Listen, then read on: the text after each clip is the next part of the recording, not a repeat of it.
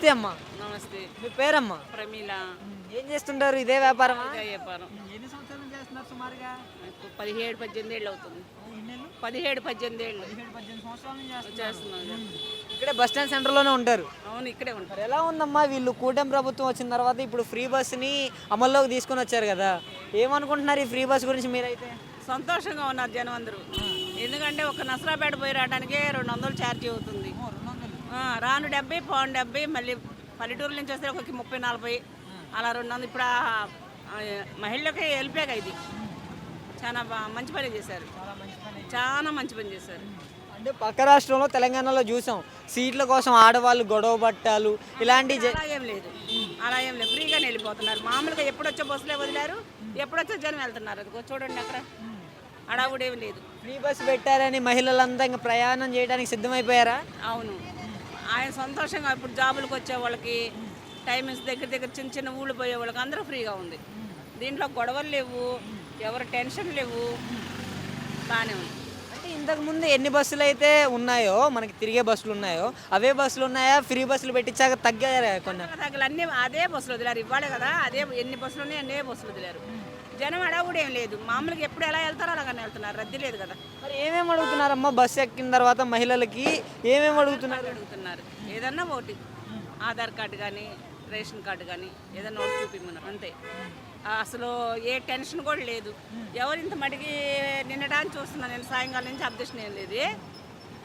అది నిన్న సాయంత్రం నుంచి చూస్తున్నారు కదా, ఏమన్నా హడావిడిగా? ఏమీ లేదు. ఇంతకుముందు ఎలా వెళ్తున్నారు అలాగనే వెళ్తున్నారు.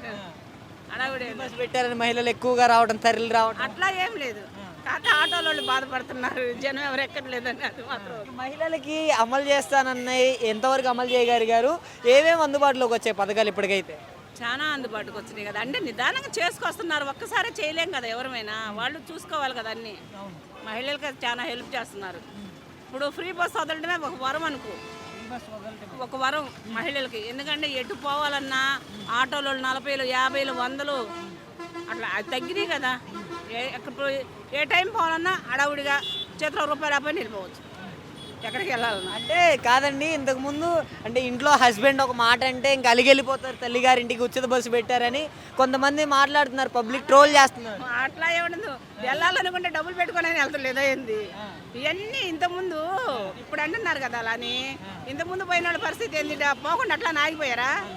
పోతానే ఉన్నారు. ఎట్ట పోయేవాళ్ళు అట్ట పోతారు. ఇదేంటంటే మహిళకు ఉపయోగం ఏంటంటే పల్లెటూరుల నుంచి వచ్చే వాళ్ళకి అందరికీ టైంకి డబ్బులు ఉంటాయి, ఉండకపోతే నెల శాలరీలు ఉంటాయి, చాలా ఇబ్బంది పడుతూ ఉంటారు. అలాంటిది చాలా హెల్ప్ చేశాడు మా పవన్ కళ్యాణ్. మాత్రం చాలా హెల్ప్ చేశాడు జనానికి. మీ పేరమ్మా? నా పేరు రాజామణి. ఎక్కడి నుంచి వస్తున్నారు? ఉయ్యూరు నుంచి. వస్తున్నారు. ఏంటమ్మా మరి నిన్నటి నుంచి ఈ కూటమి ప్రభుత్వం అధికారంలోకి వచ్చిన తర్వాత ఈ ఫ్రీ బస్ అనేది అమల్లోకి తీసుకొని వచ్చారు, అదే శక్తి పథకం కింద. రాష్ట్రం అంతా అంటున్నారుగా, అదే రాష్ట్రం వ్యాప్తంగా తీసుకొని వచ్చారు కదా. మరి ఎలా ఉంది మరి ఫ్రీ బస్లో కండిషన్స్ ఏం పెట్టారు? ఎక్కడి నుంచి ఎక్కడి వరకు తీసుకెళ్తున్నారు? ప్రస్తుతం రాష్ట్రం అంతా మేము అక్కడ ఉయ్యూరు నుంచి అక్కడికి వచ్చాము. ఇంకా అంతే. ఇంకా రాష్ట్రం అంతా అన్నప్పుడు ఇంకా ఎక్కడికి మనం వెళ్ళాలి కదా, దేశం అంతా తిరిగితే నాకు తెలిసేది. ఇక్కడ వరకు వచ్చాము. మరి ఫ్రీయే.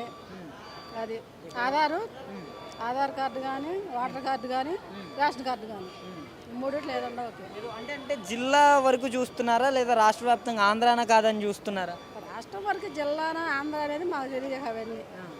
జస్ట్ ఆధార్ కార్డు చూసి ఎక్కించుకుంటున్నారు. మరి ఎలా ఉందమ్మా ఉచితంగా? ఇంతకుముందు టికెట్ కొనుక్కునే వాళ్ళు ఎంత తీసుకునే వాళ్ళు టికెట్ మీకు సుమారుగా ఉయ్యూరుకి? సుమారుకి ఉయ్యూరు నుంచి విజయవాడకి 40 రూపాయలు తీసుకున్నారు. రానుపోని 80 రూపాయలు అయిపోయాయి.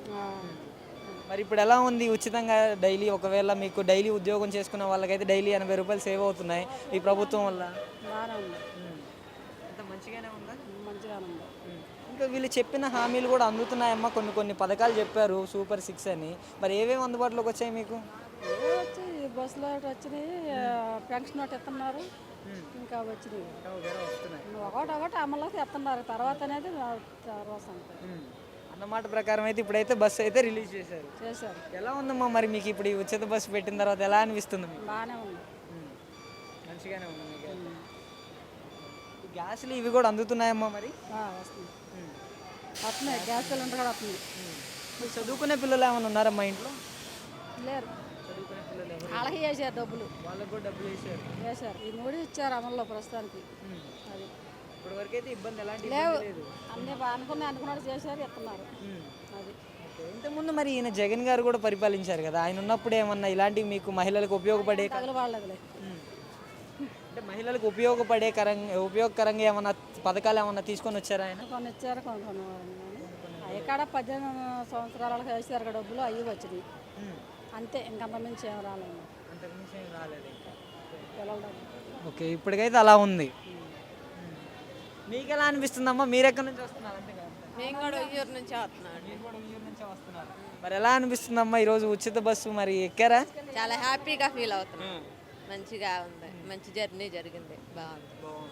ఏమేమి అడుగుతున్నారమ్మా మిమ్మల్ని బస్సులో? మరి Aadhaar card, ration card, voter ID ఉంటే అడుగుతున్నారు.